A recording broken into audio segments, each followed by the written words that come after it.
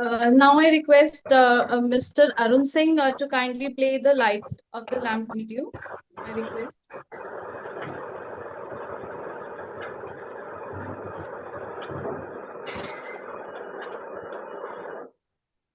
वक्रतुण्ड महाकाय सूर्यकोटिसमप्रभ निर्विघ्नं कुरु मे देव सर्वकार्येषु सर्वदा शुभं भवतु कल्याणम् आरोग्यं सुखसम्पदा शत्रुबुद्धिविनाशाय दीपज्योतिर्नमोऽस्तु ते।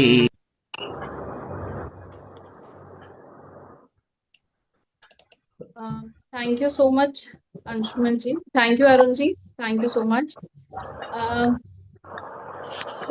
There is some internet issues at the moderator side. So kindly, can I ask some questions to you? Let us start the session. Yeah, sure thing. Yeah. You are in, I hope, that is out of India. So can you just elaborate or how this journey start and when you decided that you will move out to the India and you will reside in the other country and how it fixes it actually? What inspires you to go outside India and work over there? I think for me, I'm currently the audit manager at Deloitte Limited in Bermuda. So for me, inspiration. There's a bit of background noise. Dr. If you can mute it, thank you. Uh, the inspiration was twofold. First was obviously it was a better pay, but secondary, it was better work-life balance. I think those two things were my major consideration while deciding to move out of India. Yeah, and Bermuda being a tax-free country also helped in the first criteria of having a better pay. The second one being a better work opportunities and better work-life balance is definitely there. Okay, thank you so much. So, what was the most basically unexpected challenges you faced during your transition from student life to the corporate life? I think in terms of transition, nothing as shocking except being responsible for your own time. I think that was the main one where I think in corporate, at least I have been lucky enough to work with people who has faith in me, uh, who did not monitor my time and stuff like that. So it was a really a freeing environment, both when I worked in Deloitte India and outside, where there was not a lot of micromanagement, which allows you a lot of freedom to grow yourself. So I think that those are the main things for me, which transition where it's not someone else's responsibility. I think in school and everywhere where it's often like it's your responsibility to study, but eh, like your parents motivate you a lot, other people in your life motivate you a lot, but once you join corporate or once you join any job, then the motivation would be coming from inside, I would say.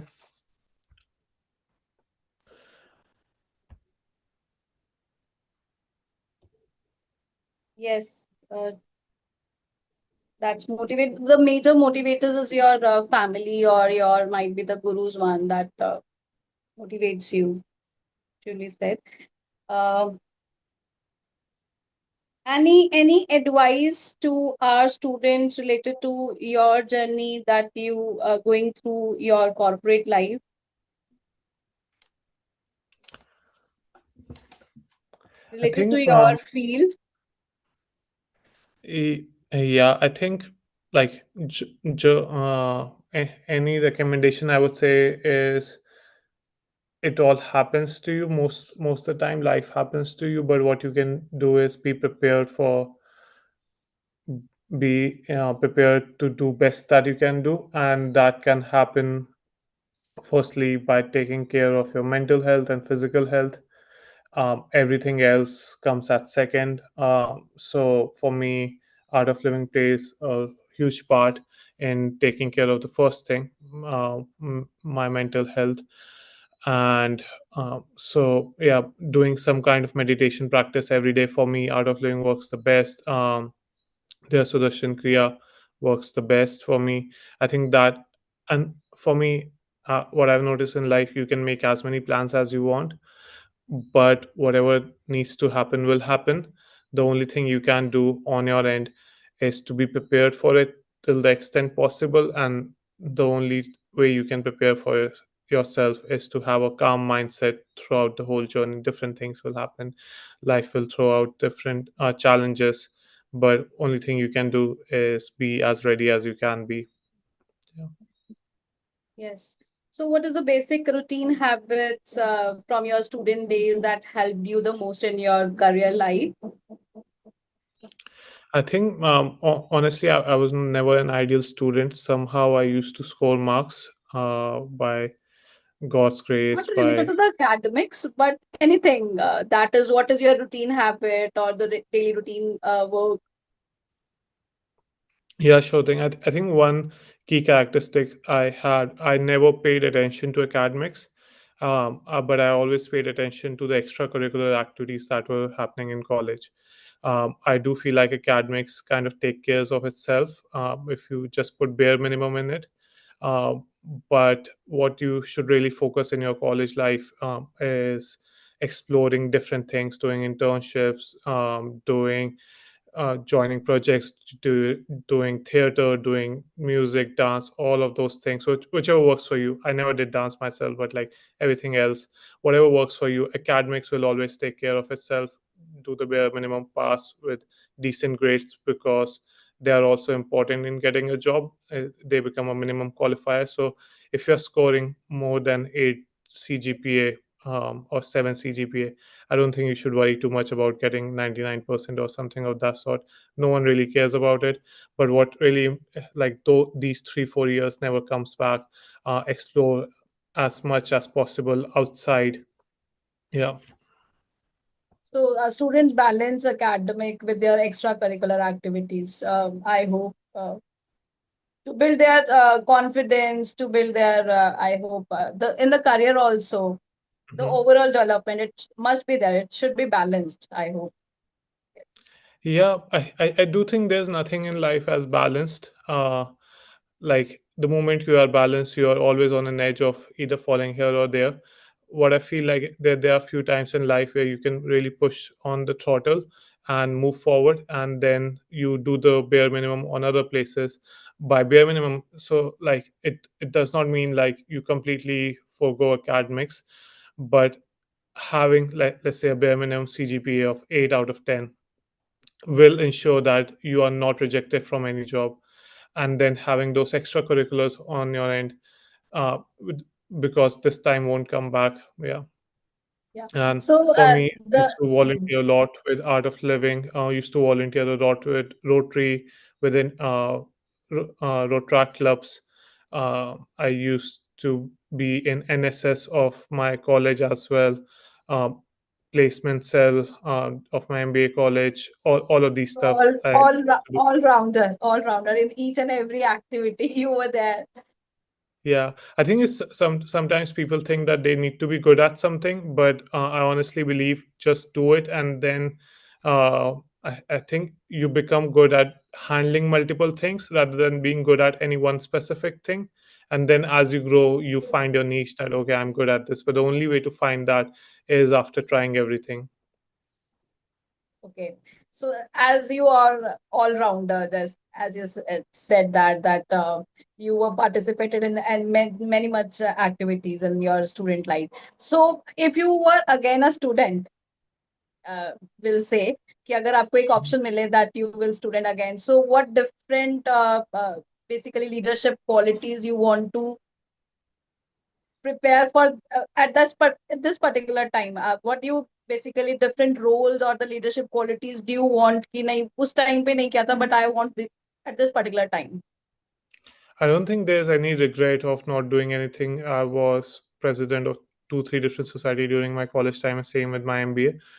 And I think Okay. for if I have to recommend the same to um, all the students listening, like leadership qualities only develop once you put yourself out there. Uh, Join as many societies as you can, explore, build networks as much as you can, go to conferences as much as you can, avail these opportunities as much as you can.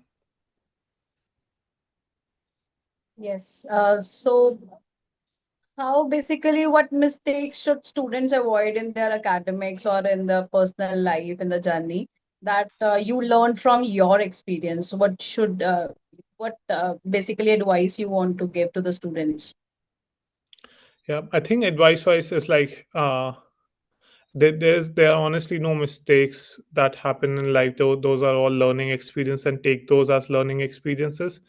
And you may feel like whatever you're doing right now is the most important thing, and that is how it should feel like. But just know life always gives you more chances than anyone deserves. Taking my example, I applied while I was in college. I applied for EY, KPMG. I made to the final round of interview, rejected at the final round, uh, and then I didn't know at the end of it, Deloitte was waiting for me. But what I'm trying to say, whatever best is going to happen will happen to you. All you need to do is be prepared for it, be open to it, be open to new opportunities, be open to trying. Like, I remember doing an internship with Urban Clap and not liking it so much, right? And that's why I know probably that maybe a service sector industry wouldn't have worked for me. The only way you know is once you try. Yeah. Okay. Yes, every mistake is a learning to each and every one. Yes, Mhm. truly said. So, how can a student identify whether they are more suited for entrepreneurship, for corporate job, or for the higher studies after the UG program, as we are running undergraduate programs, the BBA, BCom, and BCA? So, Mhm. what guidance you want to say on that? I think it's a very personal decision and shouldn't be taken that lightly. I think right now the space students are in, which is college space, they are really free in terms of responsibilities. So if you have an entrepreneurship bug, I would say start early. Uh, Try, fail, try again, fail again, and if that journey suits you, go with that route. But if not, all you're missing out is the 3 years of your college while doing that, and then you can get a job either way. So if you really want to try that, do that. Yeah. So how students use internship effectively, not just an resume point, but as a true learning experience. Yeah, I think even like when if there's nothing wrong with using it as a resume point, but then you need to be able to substantiate that in your resume, what you did, what learning outcomes you have. So I would say every internship should be treated as a pre-placement offer from the company. Like, this is an opportunity for me to make a permanent mark in this company and join the company. You need to understand that one of the biggest challenges of each company is to hire good people, and internship is often a way where they can scout those resources, test those resources out before making a commitment. So the stakes for the company is really low, uh, and the upside is really high. So even if you perform more than slightly average, they would be very happy to take you on rather than going to a college and picking someone up whom they have never met. So this is really a good funneling mechanism that company uses, and you should treat it as like as a job only and not as an internship, because these are opportunities that not everyone gets. So if you are able to get yourself an internship, and um, honestly, don't I would say, like, go out and look for those internships yourself. And this might sound a bit unrealistic to do, but I would say, except for using platforms like Intershala, and other platforms which gives you internship, cold emailing oftentimes work to get an internship as well. And I think those internships really turn out to be better for me personally. So cold emailing people on LinkedIn who are already in their company, asking for an internship, um, pro- assuring that you have flexibility of your time, and you are here to learn. Don't negotiate too much on the money. Money is not really important at this stage of your life. Money will flow through, but focusing on just learning as much as you can, because even once you apply for a job, the basic things that anyone is really looking for is communication skills and Excel skills, like Microsoft Office, Excel, and communication skills. Everything else is teachable. People are willing to put in the work.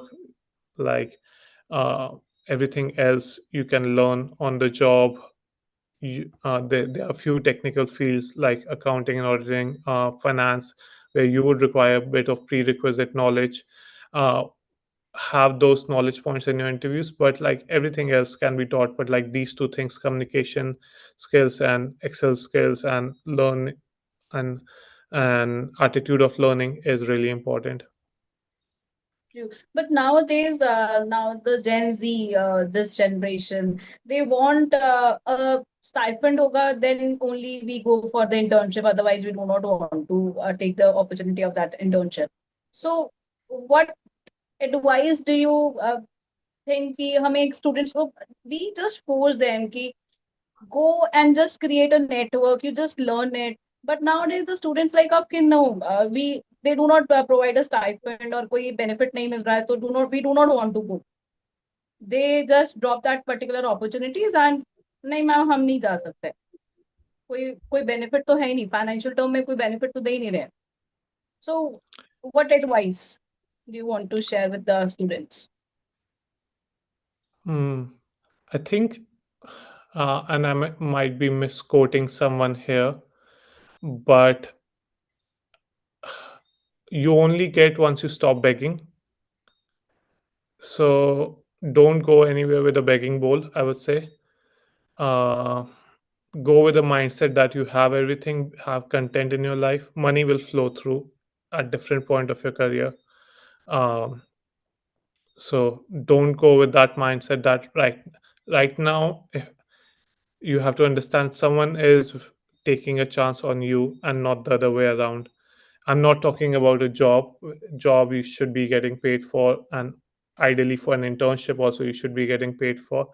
But if you're not getting, and that's a good opportunity, not denying it, getting paid for it is better than not getting paid for it. I'm not saying that that is the case, but if it's a really good opportunity for you, there's growth that you see, I don't think there's anything wrong at while you are in college going for an unpaid internship which teaches you a lot. There's absolutely nothing wrong. I have done it multiple times. There is absolutely nothing wrong with it, and I would say it's kind of advisable as well. Often, so, and the thing that you need to know, and I don't want to demotivate you, but what are you really offering to the company? Oftentimes, when there are people coming in from internship, they are often given dummy projects. They are often given very light responsibility, right? So you're really not adding any value to the company. Treat it as the company is kind of training you on their own dime. So take that training up, don't miss that opportunity, I would say. uh, and you may feel like you are entitled to a pay which is fair. Like if you're putting in your hours, you would want to get paid. But I feel like if it's a good learning opportunity, that shouldn't be your primary focus. uh, like, pay will come, and I can assure you that pay will come. No one wants to work without a pay, but like at an internship level, there are not many skills that you are bringing to the table right now, to the company. So they are kind of investing more in teaching you rather than getting anything of value out of you. So yeah, that. But like, be careful. Like, what that internship is actually, is it like actually teaching you something, or it's just a sales channel funneling that is happening there? So if it's the latter of the two, there's no learning opportunity, I would say don't do it. But if you are getting real skills in return of just of your time. So how I see it, how valuable is your time? Like, right now, if no one is willing to pay you, like, the market demands determine that value of your time, right? If no one is willing to pay you, the value of that time right now is zero either way. So only way you can increase the value of your time is by having more skills on, not only on your resume, but what you can project. So either spend that time learning skills yourself, or and is an easy environment, it's an easier environment to learn those skills while being in an office environment. So yeah. Thank you so much. So, how the fresh graduates develop the leadership qualities at an early stage of their career? So, Yeah, I think we discussed this early on during this yes. session. Like, just putting yourself out there, not saying no for opportunities, don't being not being so selective or picky at the start of your career. At the start of a career, you should be more explorative in your nature, do as much as possible. Right now, the energy levels that you have, you won't have those while you are in your 40s, and you won't have the same drive while you're in your 40s or 50s, what you have in your 20s right now. So go and do as much as you can with the limited time you have. As if you are a professional, if you are hiring somebody, what type of a qualities do you look in the young professionals when you hire or monitoring them? As I mentioned, for me, it's like, if What someone three is fresh out. qualities? What three qualities do you observe or while hiring somebody? Good attitude, communication, and Excel skills. Good attitude and Communication and communication. Excel skill. Okay, okay, Yeah. okay. Uh, So, what sector or industries do you think will provide the opportunities, maximum opportunities in for the student in the next decades? What do you think? What I think industry will? I honestly think, any industry that you go in, there are plenty of opportunities everywhere. So do not limit yourself of thinking that you want to do something but there won't be opportunities. Still, newspapers are being sold every day, right?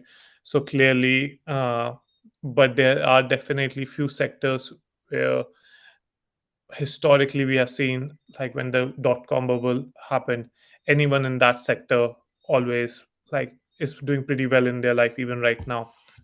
So I would say getting into the AI space as early as possible, learning coding, um, or data analytics, those courses that you can do. And there are a lot of free resources right now on the internet.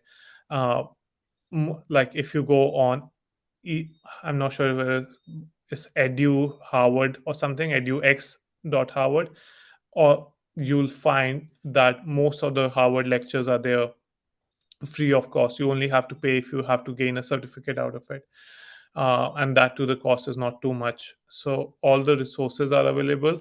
So if I did did not have any prior interest, and if I would probably go in the AI space, or um, but if I have few interests, I would say go with your interest, go with your gut, rather than following the trend.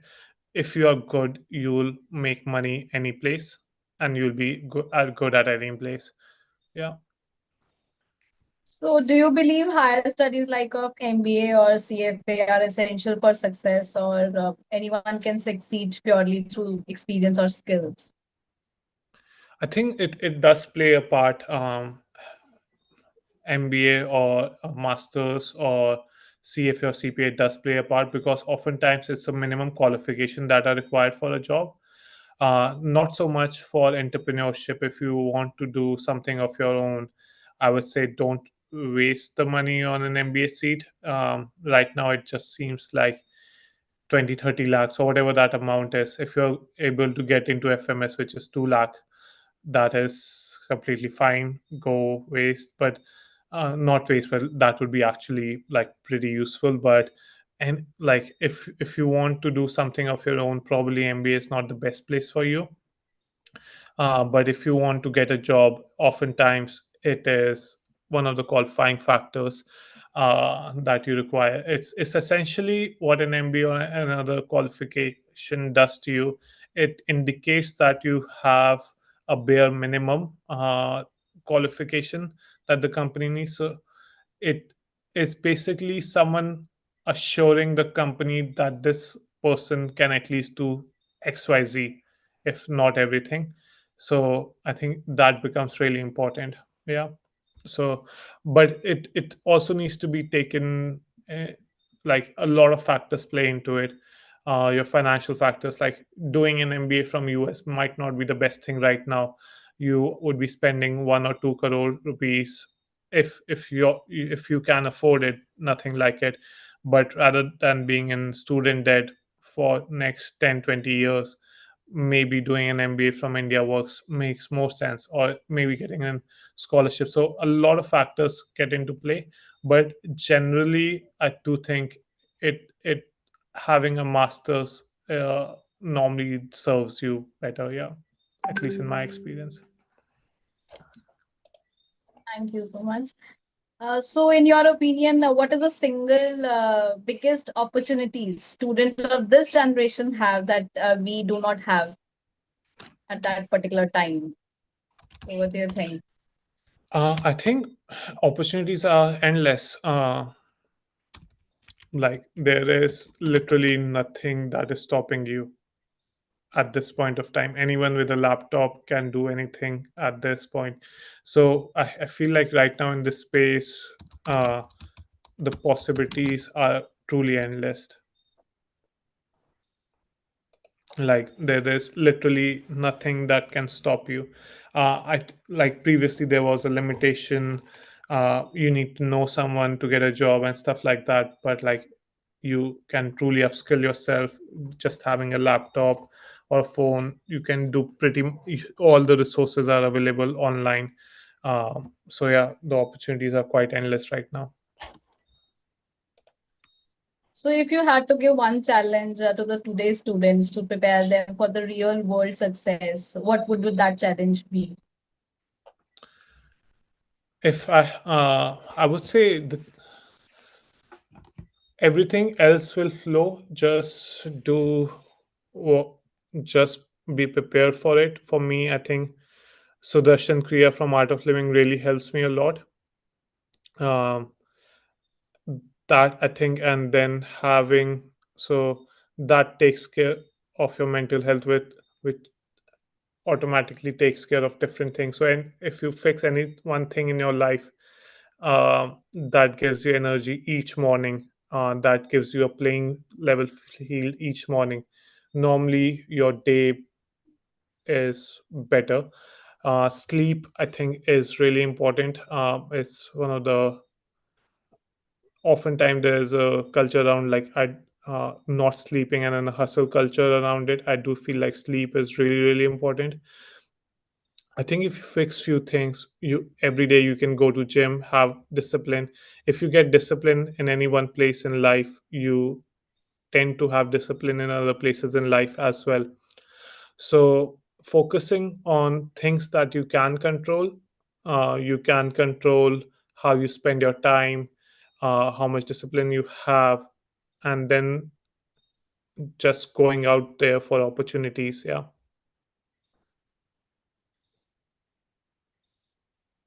So basically, how can student live related to your art of living itself? So how the art of living influence or change your whole life? Can you elaborate something related to that? Yeah, for sure. I think like meditation is something that is oftentimes considered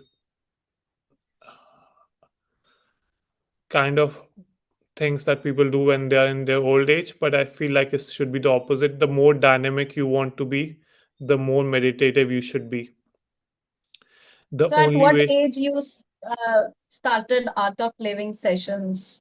I think 2006 onwards, 2008 onwards, so it's around 20 years now. Like maybe when I was 10 years old, my father, Dr. Ajay Kumar Singh, helped me get into it. But I think I really started doing my practice regularly from 2020 onwards, and like my life completely changed. Even before that I was doing it on an unregular basis, but like my life completely changed after that. I cleared my CPA just once I started to do the meditation regularly. I cleared all my CPA exams in like 6 months. I could have done it in 4 months. I just took a break for 2 months, like in between. Most people often take 1 year or 2 years to do that at the very minimum. So I like there is nothing else that I would give credit to except for art of living and having that state of mind. Uh, and then it really helped me in my college, in my MBA as well, in my job. Each day I wake up, I know I'm going to be fine just because I get to do my Sudarshan Kriya in the morning or in the evening. Just because I know that I can do that, everything else in the world is fine for me. Having that peace of mind and as well as that sharpness in mind uh, comes from that. So, if there's any one key takeaway, I would say, yeah, do any meditation practice that fits for you. For me personally, the most easiest one was art of living. I've tried different things. I've tried Osho. I have tried meditating on my own, but only thing that worked for me on a consistently long basis was art of living Sudarshan Kriya, because how easy it is. It's a simple breathing exercise, but yet so profound in its experience. So yeah. So this is the basic one, that how we can basically start for the meditation one. That's Sudarshan Yeah, it's Kriya or just I think breathing exercise. it's called Yes Plus course for students. And Okay. like if any student is listening, don't think of it as something. Think of it as a trip. Go to Rishikesh for a few days. Uh, be near water, have camping while you're also doing art of living. So they have it in different places. So think of it as a vacation that you are giving yourself. Yeah. Okay. So you went to the that particular place for that particular session? No, what I'm like trying to say is, if you want to get started, one solution is Okay. there are online courses Okay. as well. There are courses happening in Delhi, but Now the the more focused on the online programs, I hope. Yes. no, I think personally I would say go for an offline program, because there's a sense of community and Okay. um, bonding that happens, and especially at ES Plus courses, especially designed for students. There is so much dynamism there, so much learning opportunity, and so much growth, and a sense of community that you develop. New people you meet. You go to nice places. You go to, let's say, Dharmshala. They are happening pretty much. It's uh, every city in India. So yeah, one should definitely look into it. My person, like, that's one thing that has changed my life without a shed of doubt. Yeah. So, how can a student leverage the digital platform like LinkedIn to connect with the industry professional, and what type of basically basic etiquettes they have to follow on the LinkedIn? I say, yeah, I think going back to that thing only, people only respond to people who has everything. That is kind like who comes from a place of contentment, right? So if you go just straight out asking, hey, can you refer me to this position or can you give me an internship? Answer might be no, but what you can possibly do, and I have done this, is um, ask them if they can spare 30 minutes or 10-15 minutes of their time just to have a quick chat where you want to understand their industry. The mindset should be to understand their industry and their daily routine. While I was applying for different jobs, that's what I used to do. And sometimes you may feel like you want this job, but after having that conversation you may feel like, okay, this life might not be best for me, right? So I think going to people, asking on LinkedIn, having those quick 15 minutes chat just to understand how people function on their daily life, uh, it's it's the best way to reach to people, to connect with people, rather than asking directly for, hey, if there's any position open, refer me. I don't think anyone responds to that. At least I personally know I don't respond to it, to those messages. If so, having that clarity that what you are coming here for is a learning opportunity, uh, and then connecting with people based on that. Thank you. How can a student in India build a profile that appeals to a global employers? Yeah, I think so. Having an expectation of someone taking a bet on you while you only have a, a bachelor's might not be the right expectation at this point of your time. I think what rather than focusing on global employers, maybe what you should focus on right now is developing a skill which is marketable. For me, that was doing a CPA, um, and and trying to get into those within India first, and then possibly looking outwards. Uh, or if you want to go an outward route directly from on, you can do an MBA from outside, you can do a bachelor's from outside. The only con to that is it does take a lot of money, and there's a lesser sense of security with it. Uh, but if you have the means, why not?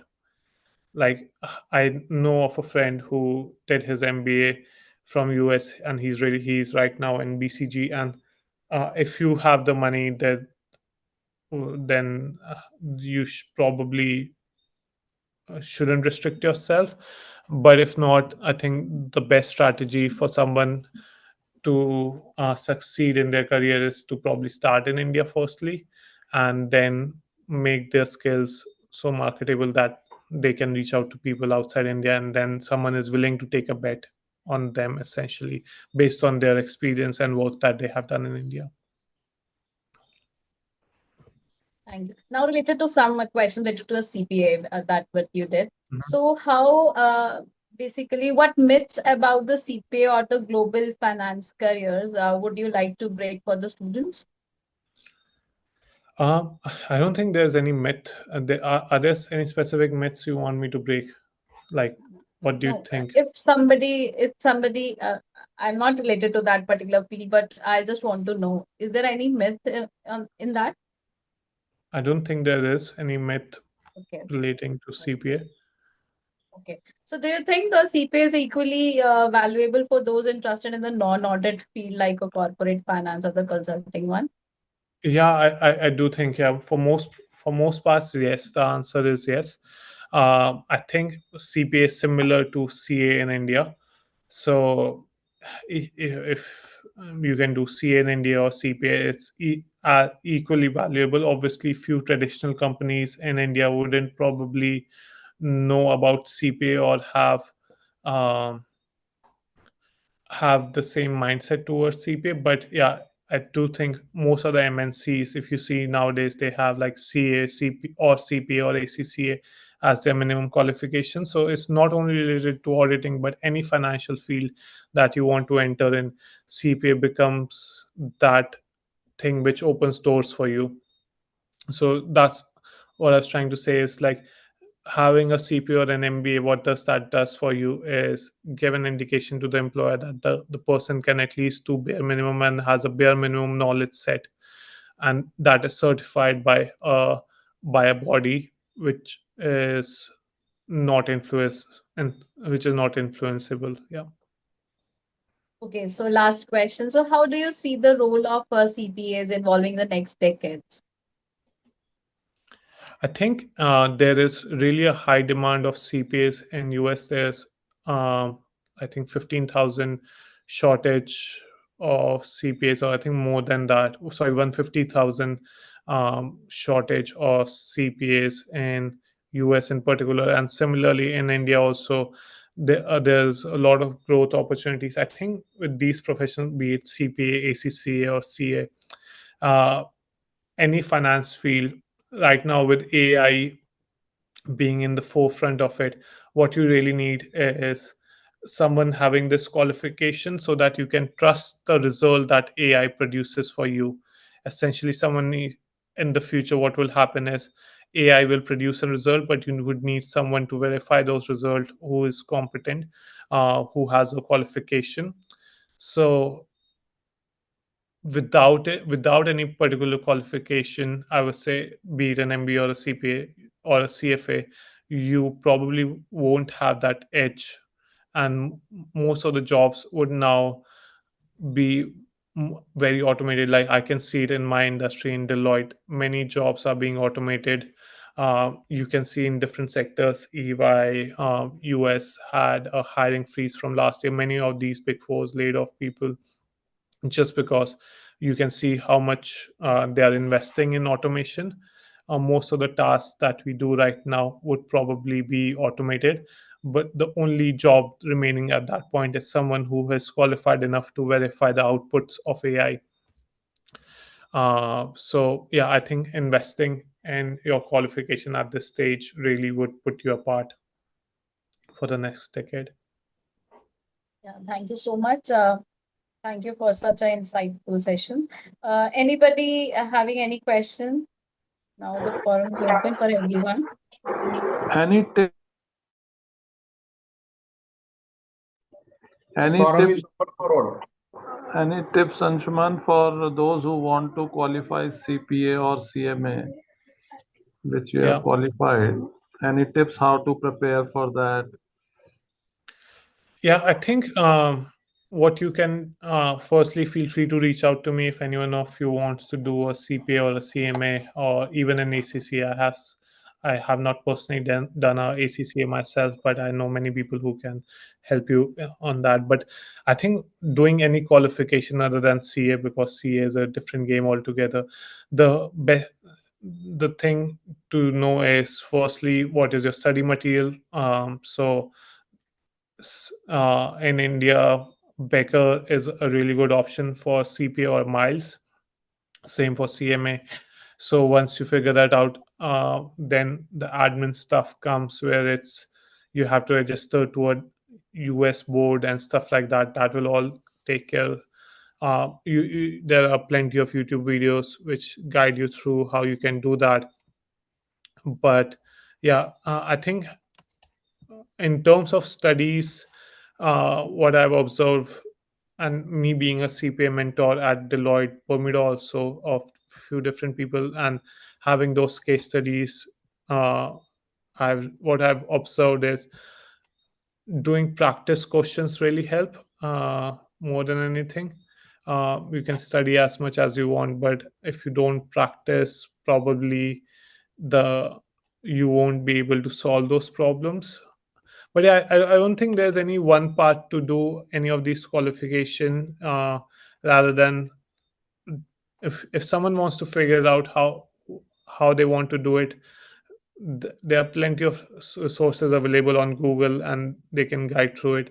If you want to talk to me, I would be happy to help you on that as well. But in terms of any tip, I would say just, yeah, take the challenge, take the plunge, uh, invest your 3 4 months, 5 months, whatever the amount it takes. It will really pay off in your career long term. Like, I know job search becomes really easy when you have a qualification, for sure. So yeah, do invest in that.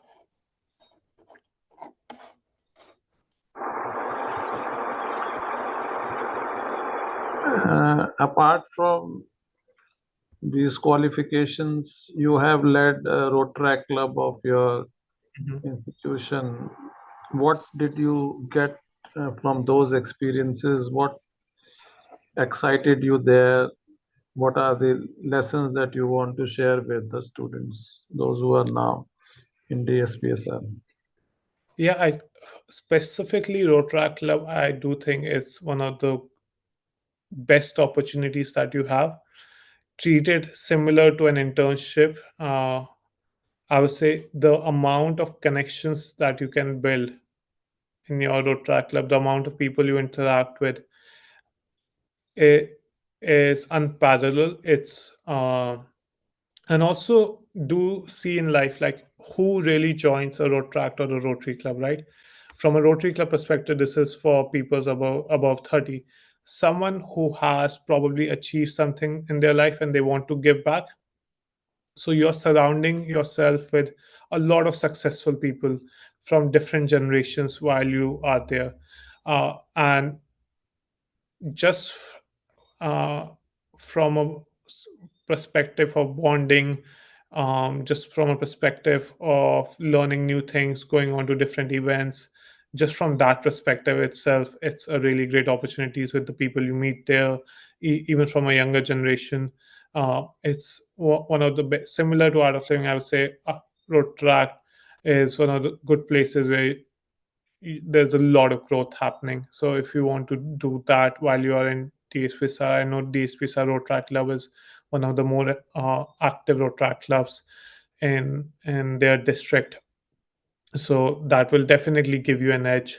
And the good thing about these institutions, what happens is, uh, if you go for a job and even right, and you say you were part of Rotrack, and then the person who's taking an interview would also go, oh, Rotrack, he would have a positive association with that. A, he being a Rotractor himself during college time, or B, he would have seen other people in his college doing Rotaract, and he or she would have observed what kind of quality Rotaractors bring to the table. So definitely, I would say I was president for the Rotaract Club of Outstanding Business Students. I think in 2019 or something. Yeah, so it's definitely a golden opportunity for you to grow for sure. And what about NSS? What were your learning lessons from NSS? I think, yeah, it's just how different two organizations with a similar purpose can be, between Rotaract and NSS. That's what I've observed. Is I think NSS being a government body, there is a bit more restrictions on what you can do and what you can't do, and different restrictions on their goal alignment is more towards social welfare, which is same for Rotaract, but like you would see difference in their projects. Their projects are mostly government led, I would say, uh, and which is also great. Like I remember doing projects there which really impacted people's life on a daily basis. I was also part of the Enactors Club in so all of these things essentially, uh, and I was part of an Actors Rotaract and NSS during the same time period, right? So there is literally nothing that can stop you. And I think managing different things so young at your career, firstly, you have the energy in yourself to manage those things. But secondly, also what it teaches you is to manage things. You can only know how to manage things once you have so many things on your plate. uh, so yeah, I do think, and eventually what will happen is you will prioritize few things over others, and you will drop off few things. I was part of the debating society in my college time. That is one thing that uh, I did not enjoy as much, or I wasn't good at it. But the only way I knew about it, that is not a path for me forward, is because I tried. And I tried all of these things. So like the first year of my college, I applied to pretty much every society that I could think of, and then few dropped, few remained. But the only way you know you can manage those things is by actually managing those things, and then seeing what really matters to you. And this is while doing internships and different things. But what I'm trying to say is put yourself out there as much as possible. Learning only happens while you are actually doing. That's great, Anshuman. Would you like to tell something about Enactus? Because DSPSR till date, I don't think has been able to start Enactus. What is your recommendation for that? Yeah, I think similar to Rotary Club, what they can, if someone wants to start Enactus, is reach out to their, similar to having Rotaract, they have also have the district team. I'm pretty sure they will be happy to have one more college under their name. The only thing with Enactus is their projects are very focused. So yeah, happy. I do think there would be resources online available. If not, if anyone wants from DSVSR to start an Actors Club, I can definitely connect you with people who has done that in the past. The requirements of it are, I think, more stringent than Rotary Club probably, but again, within Actors Club, it's also one of those things where the alumni network is so strong that anytime within Actors, Rotaract, NSS, what these things do to you, the alumni network is so strong. Anyone on your job board, once they see that you were part of these clubs and they also were probably part of that the club in their youth, gives you an edge for sure. How Enactus is different from all others that you mentioned, like Rotaract or NSS?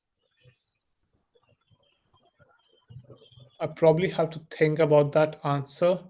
But I think the difference was it is very youth driven, I would say, versus Rotary can sometimes be a bit more driven by the Rotarians, versus Enactors is, I would say, a completely a youth organization.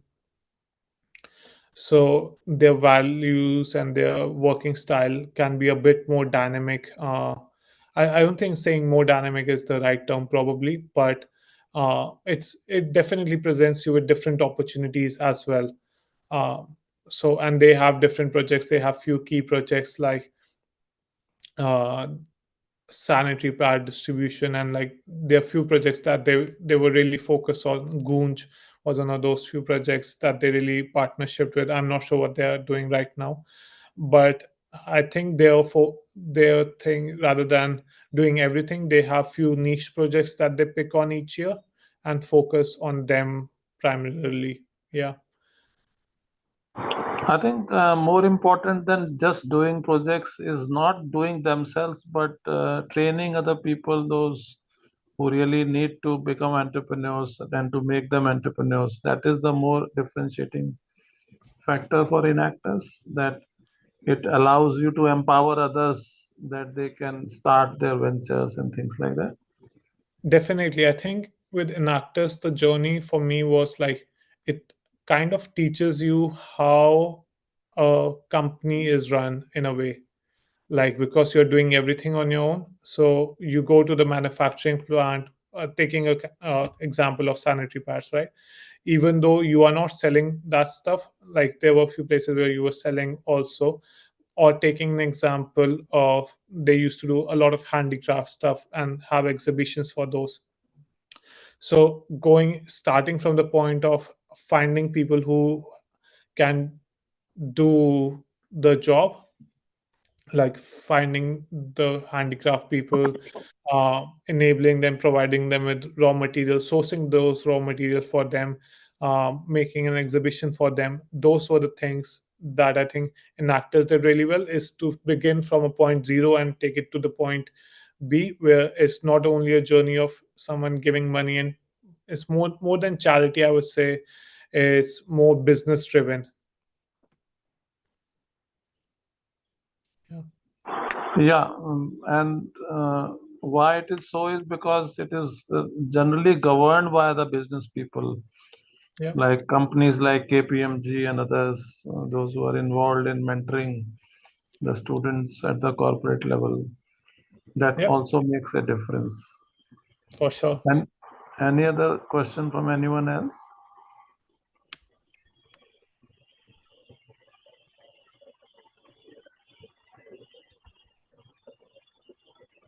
Anyone else having any question? Kindly raise your hand or you can write in the chat box.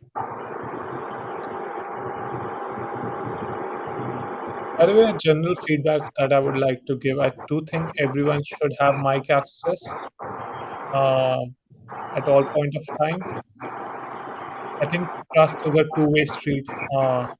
Once you start trusting, then it comes back from students as well. So yeah, definitely something to consider. So yeah, Yeah, right now they have access, no? All of them can unmute, no? no, I don't think so. Yes, sir. Yes, Yes, sir. yes, sir. Right now, anybody can unmute Mhm. at this point of time. Yeah, and just a general feedback for future. It shouldn't be only at a Q&A point of time. It needs to be there throughout the time. Yeah. And yeah, if anyone has any question, feel free to ask. Otherwise, we can probably wrap this up as well.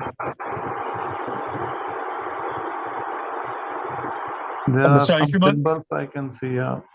Any Yeah, faculty Mr. member? Anshuman?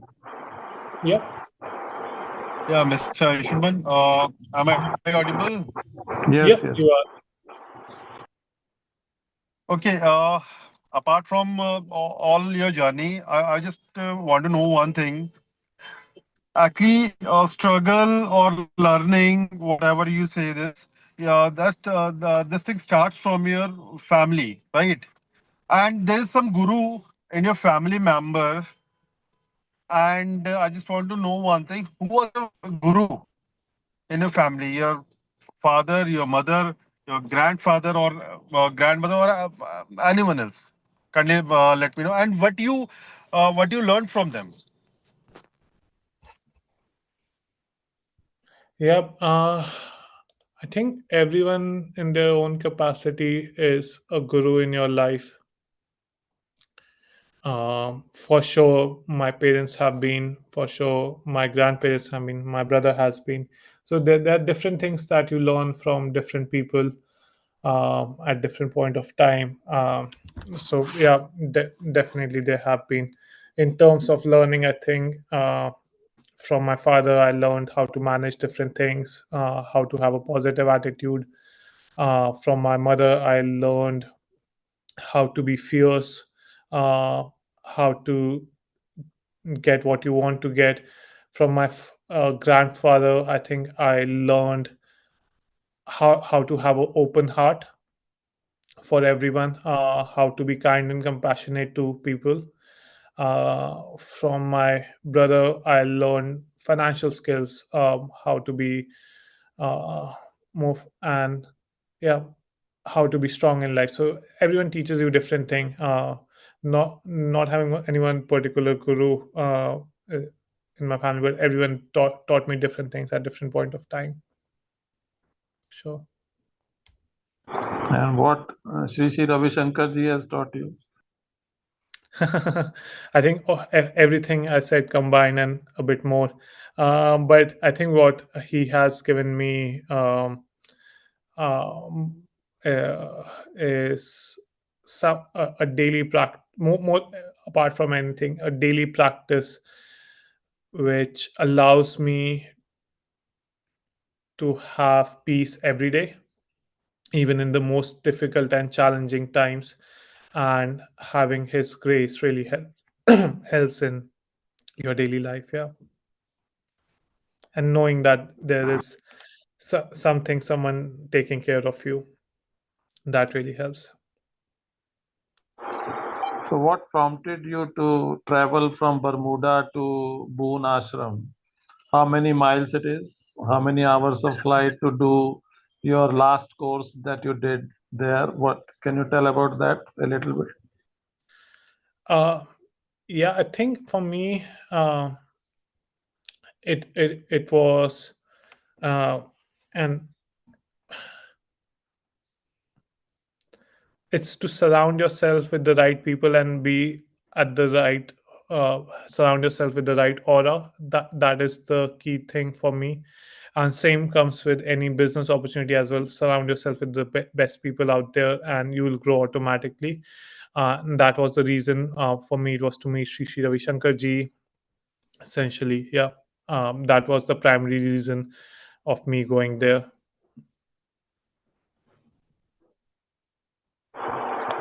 So, which course you did? Last two courses that you have done, and where you have done, and what you I have did. learned from them.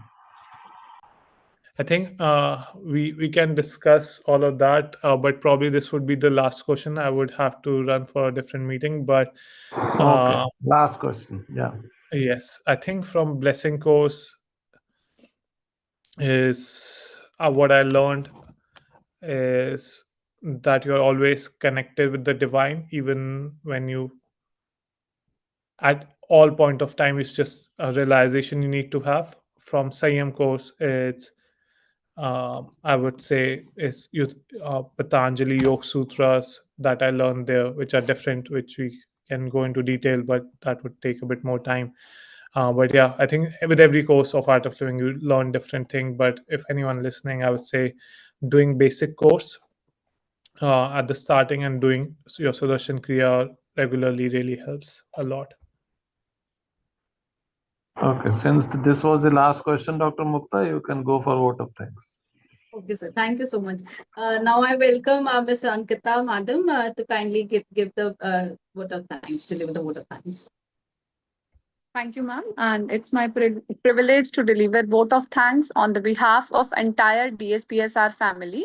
Our heartfelt thank to our esteemed guest, Mr. Anshuman sir. And your valuable insight will definitely guide many of our young generation and future leaders of our country. It was really an inspiring session for every participant who is presented here. And a special thanks to Dr. Mukta ma'am for her excellence role as moderator. And we also express our sincere, heartfelt thanks to our respected President Sir, Director Sir, and Registrar Sir for his visionary leadership for launching the unique concept of this leadership development program at DSPSR. And at the last, thanks to all the participants being with us. And thank you, everyone. Thank you for joining this session. Once again, thank you very much. Thank you so much. Really appreciate the opportunity. Thank you so much, Anshuman ji. Thank you so much. Thank you. Thank you, sir.